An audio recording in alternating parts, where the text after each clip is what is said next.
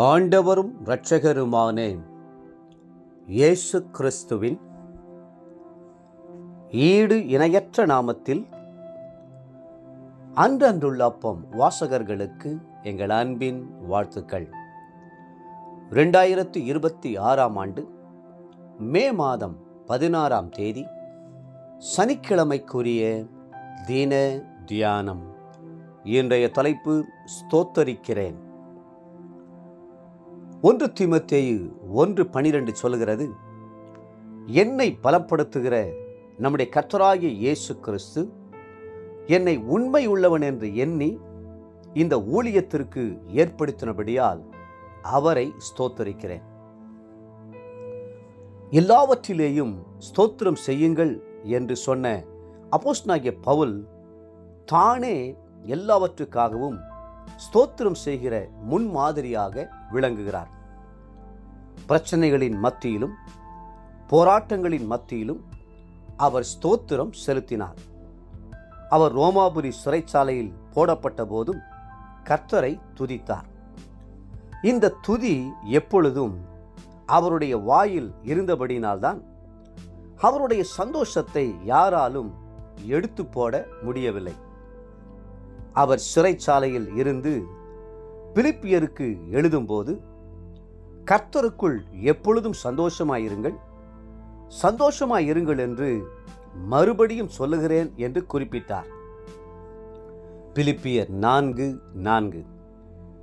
கர்த்தரை ஸ்தோத்தரிக்கிற மனுஷனால்தான் எப்பொழுதும் சந்தோஷமாயிருக்க முடியும்.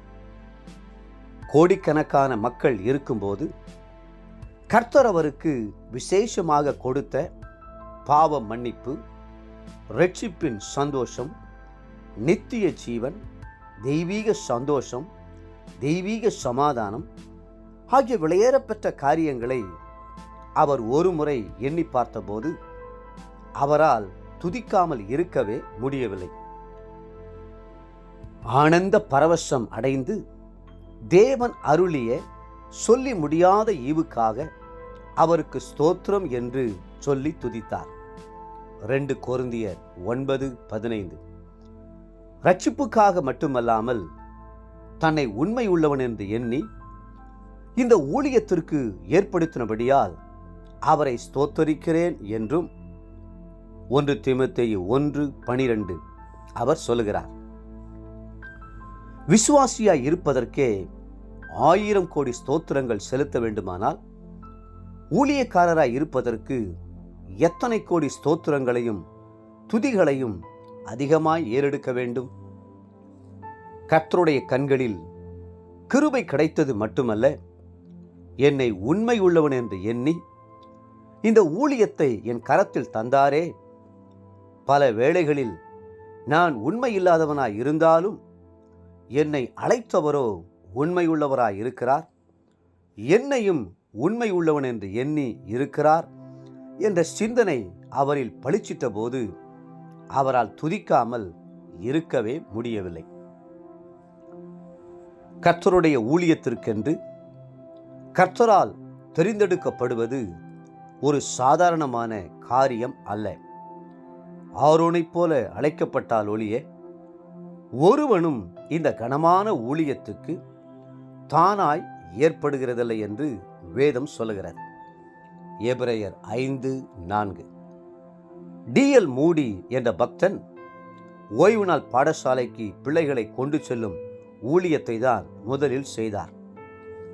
கர்த்தர் அவரை கனம் பண்ணி உயர்த்தி மாபெரும் சுவிசேஷகராக ஏற்படுத்தினார் அல்லவா?